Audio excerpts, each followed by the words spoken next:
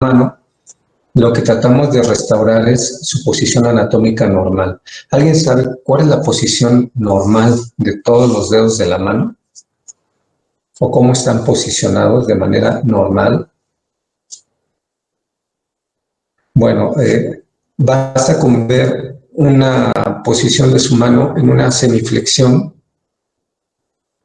Si ustedes la ven de frente y ven su puño, háganlo, no me hagan quedar como loco aquí hablando nada más. Vean su puño y se ve cómo los dedos de la mano van descendiendo de manera uniforme desde el índice hasta el meñique. Y se dice que esa caída de los dedos es una caída en ráfaga. Debe de llevar esa armonía, esa secuencia de esa disminución. Y cuando están en semiflexión, los dedos están apuntando a la región tenar, que es la región de la base del pulgar. Esa es una posición normal de una mano, de unos dedos de una mano.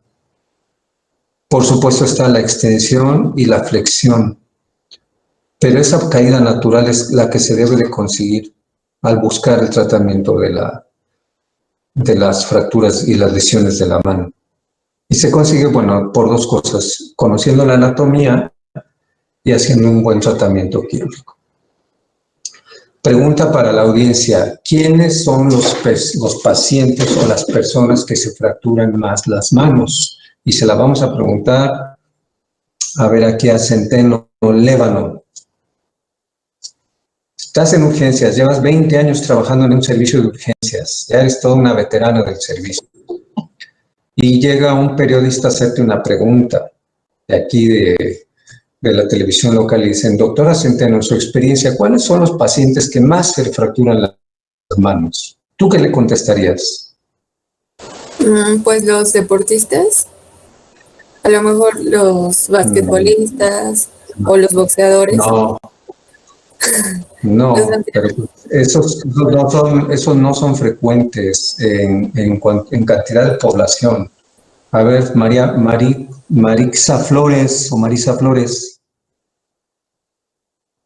Hay una institución en el país que es la que ve más lesiones de manos, es el IMSS. ¿Por qué creen? No las ve el ISSSTE, no las ve el ISSSTE. Salubridad está en segundo lugar, Cruz Roja en tercero, pero el primero que se lleva las palmas es el IMSS. ¿Qué derechohabientes ve el IMSS? Los oficinistas. ¿Los qué? Que trabajen en oficinistas. No, oficinistas no. Si te acercas más teoría... Obreros, accidentes laborales. A ver, Oropesa, repítelo. ¿Podrían ser los obreros? Así es. Por una sencilla razón. ¿Cuál es esa razón? Pues, al menos aquí por donde vivo está una cementera y pues se meten a trabajos pesados, no sé, algunos pues accidentes industriales en general, no sé, que meten su mano a una máquina. Herramientas de trabajo, utilizan mucha maquinaria y herramientas con las manos. Esa es la población que más llega. Entonces estaremos hablando que las fracturas de las manos se presentan en adultos, en edad productiva, casi la mayoría son obreros que trabajan en áreas donde se utiliza maquinaria con las manos, y ya ahí entrarían todos, los mecánicos, los carpinteros, los albañiles, los de las fábricas, todos ellos son los que la población que más se lesiona. ¿Ok? Entonces, estamos hablando que una fractura de huesos de la mano como tal, va a ser muy raro que les llegue un abuelito o un niño. Los adultos en edad productiva. Y bueno, esas lesiones generalmente suelen acompañarse muchas veces de lesiones de partes blandas. lesiones, heridas traumáticas por una sierra, por un machete, por una máquina prensadora, y se asocian a esas lesiones, a lesiones de los músculos, de los tendones, de la piel.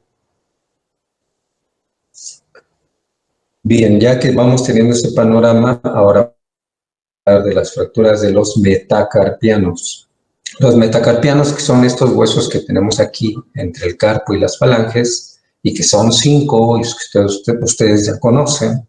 Esos metacarpianos, aunque son unos huesos que tenemos en la mano, los vamos a considerar como huesos largos. Por lo tanto, su clasificación de la AO aplica en ellos. Hay un segmento proximal, un diaficiario y un distal.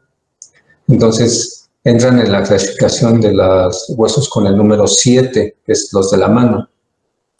Y de ahí vamos a poner el metacarpiano correspondiente y el segmento correspondiente. Hasta ahí no hay ningún problema. Luego viene la configuración de la fractura, que es exactamente la misma.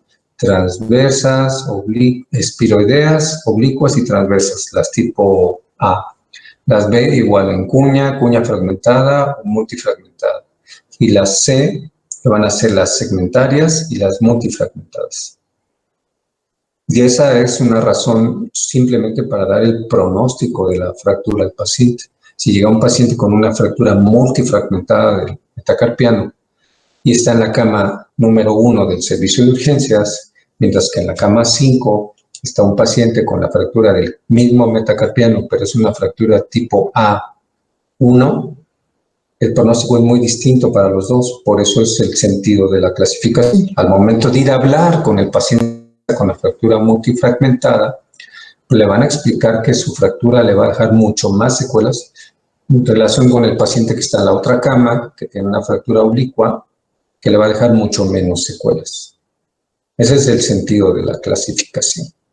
Ahora, hay fracturas particulares que se deben de mencionar en cuanto a fracturas de los metacarpianos. Y son las que se encuentran en el pulgar, en la base del primer metacarpiano. Hay una fractura que es la fractura de Rolando. Vamos a ver si la podemos ahorita observar.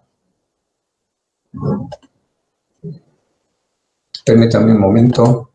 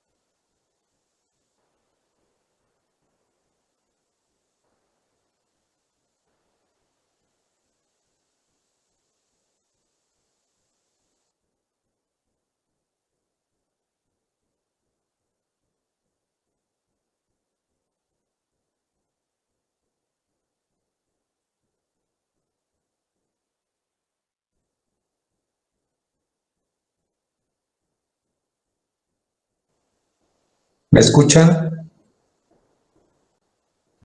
Sí, doctor. Sí, doctor. Es que me sacó tantito de la presentación.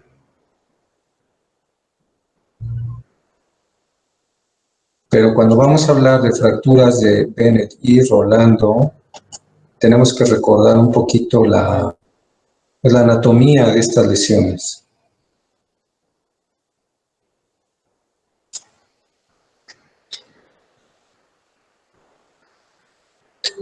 Si se ve ahí una imagen, me dicen.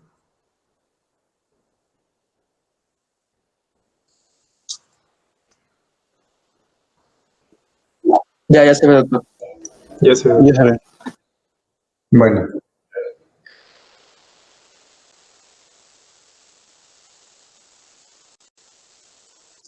Lo que estamos observando es un esquema de un metacarpiano, del primer metacarpiano. El primer metacarpiano es el más corto, voluminoso en cuanto a su circunferencia, pero no en su longitud. Las fracturas de Bennett y de Rolando son fracturas intraarticulares de la base del primer metacarpiano, las dos. ¿Sí? Lo que se ve aquí en color rojo y rosa es la fractura. La fractura de Bennett es un trazo intraarticular simple. Casi siempre está ubicado en esta forma, de manera oblicua. Mientras que la de Rolando es una fractura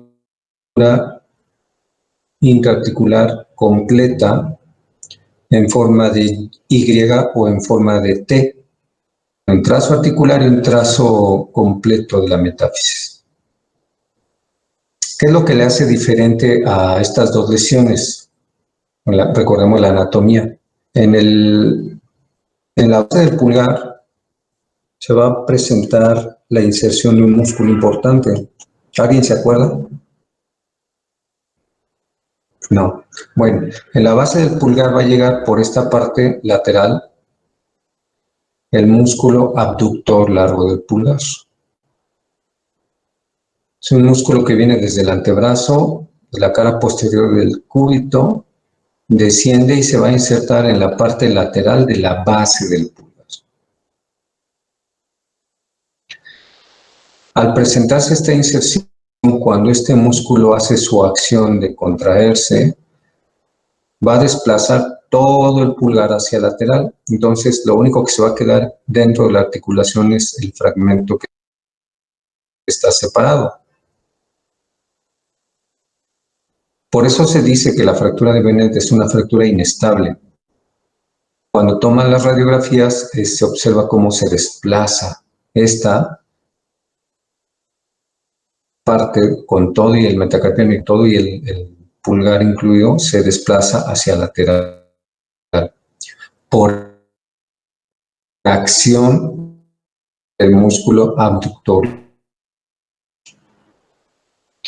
Lo mismo sucede en la de Rolando. La fractura está más alta, es la articulación, la parte medial.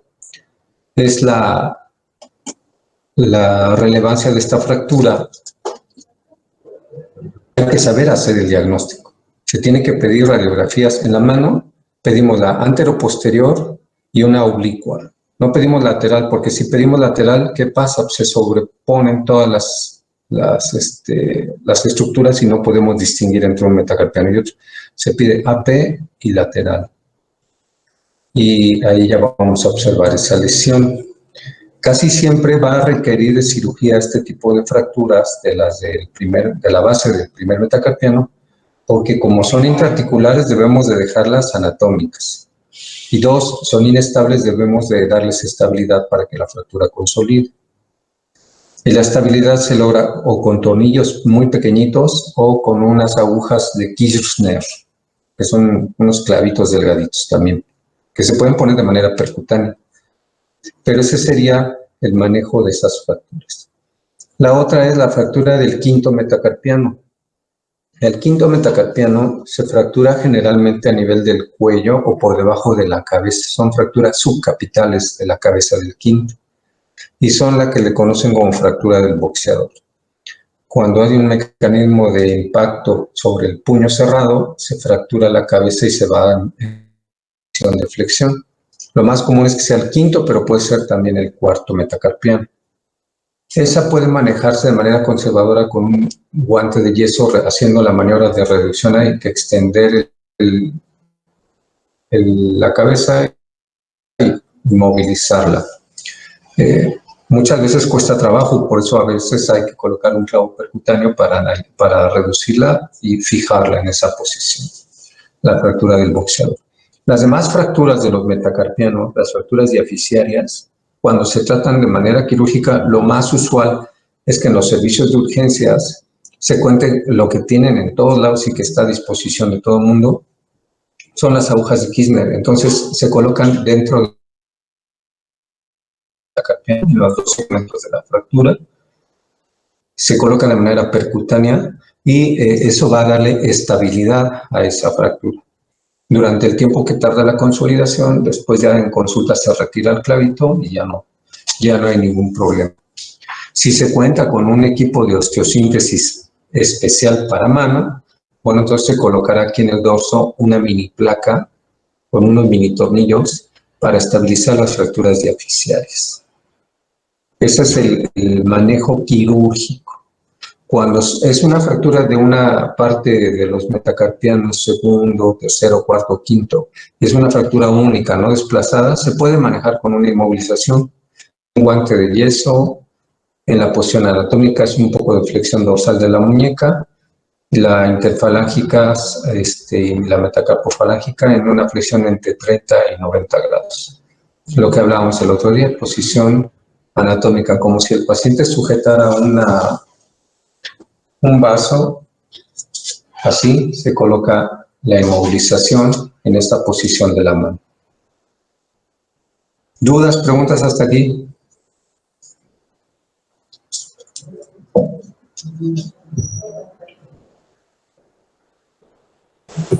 No, doctor.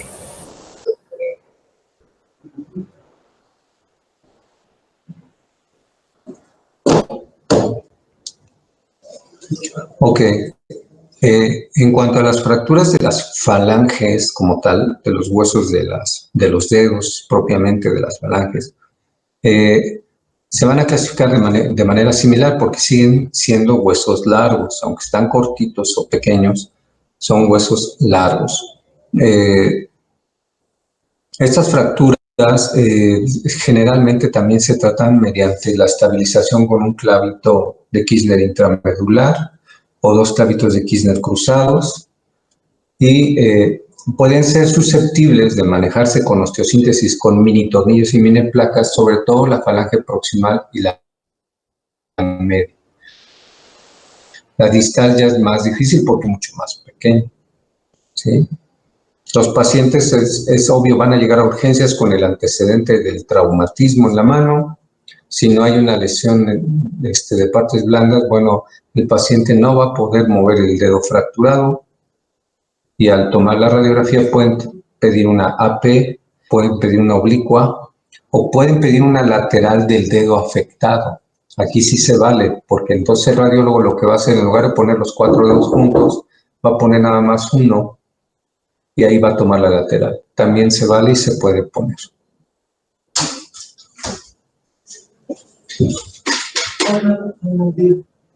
Buen día.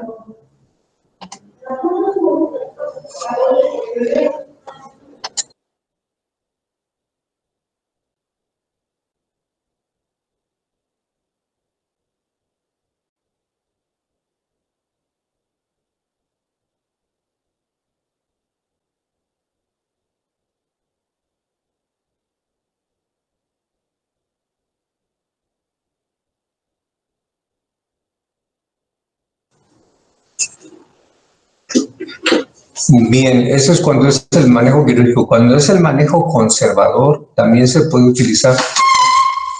No sé si han visto, hay unas férulas que son de aluminio, que se colocan en los dedos.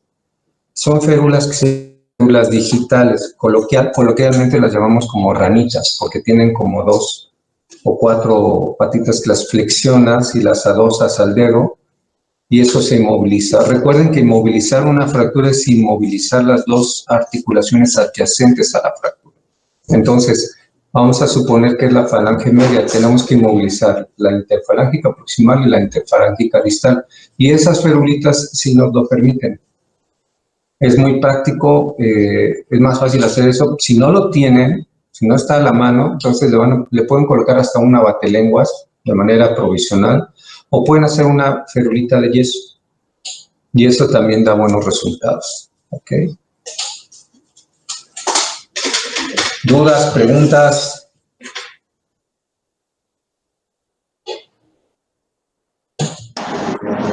Doctor, tengo una pregunta. Sí. Con respecto al compromiso neuronal, cuando hay un tipo de fractura, ya sea falángica o de metacarpiano, ¿se puede perder la sensibilidad o se puede ¿cómo se puede decir? ¿Puede haber algún tipo de parálisis en las manos? A ver, ¿dónde está? ¿Sí me escuchan? Sí, sí.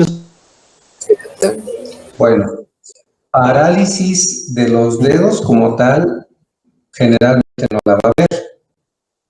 Aunque hubiera una lesión nerviosa a este nivel, ¿por qué?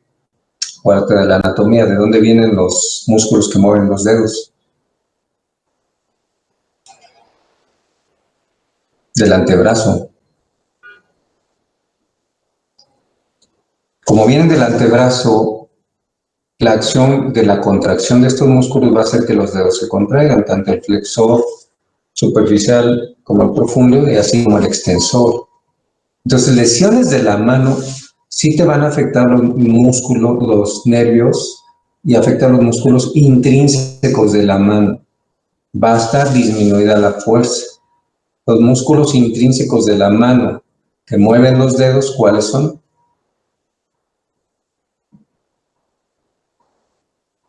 ¿Alguien sabe? Les vamos a decir que les vamos a dar un punto al que conteste. ¿Cuáles son músculos intrínsecos de la mano que mueven los dedos?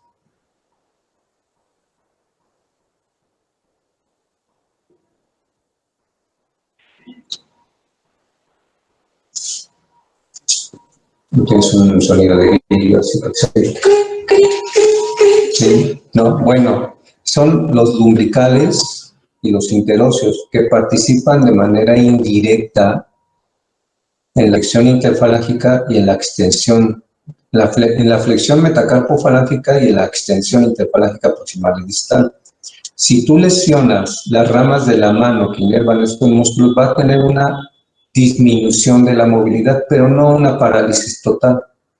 La parálisis total te la va a dar en lesiones neurológicas completas de los 3 nervios que van a la mano, radial, mediano y cubital. Pero esa lesión es muy rara en una fractura de los huesos metacarpianos y de falanges.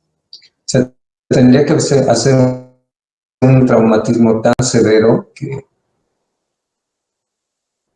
afectara eso. Es muy, muy poco común, ¿eh? Y cuando se da en el dedo una lesión que le seccione un nervio de los nervios que van hacia los dedos, que tenemos dos, uno medial y uno lateral, de las ramas de los nervios interóseos que van cada uno hacia los dedos y ascienden por la parte medial y lateral, lo que generalmente llegan a producir son alteraciones sensitivas, pero no parálisis. Las motoras no se ven. Si llega a haber lesión motora cuando hay lesión tendinosa, ahí sí. Ahí llega el paciente y te va a decir, doctor, ya no puedo doblar el dedo porque me corté con el machete acá abajo. Pues sí, se llevó el flexor ya no nomás. Pero ese es otro tema. Vamos a hablar después de lesiones tendinosas de la mano. Ahorita son fracturas. Y las fracturas, como tal, en la mano se pueden manejar de esas. Un molde de yeso, un guante, o con el tratamiento quirúrgico clavos percutáneos o mini placas.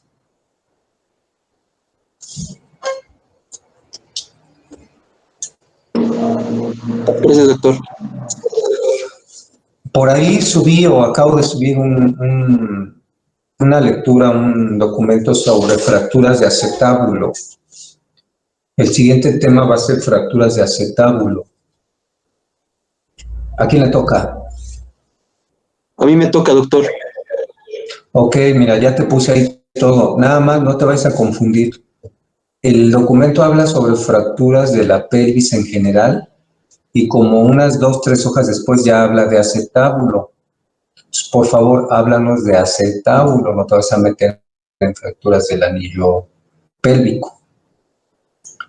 Ok, sí. Háblanos a qué se le dice columna anterior, columna posterior, pared anterior o ceja anterior y pared posterior o ceja posterior. Explícanos eso con una imagen, ahí viene una. Y ahí viene un buen resumen de cómo lo puedes abordar el tema. Ok, sí. Ya está ahí en la página de Classroom para que lo puedas abrir. Y lo pueden abrir todos, está para todos, no nomás para Castillo. Vayan estudiando ya porque vamos a hacer un examen, yo creo que esta semana. Bueno, si ya no hay más preguntas, nos vemos mañana.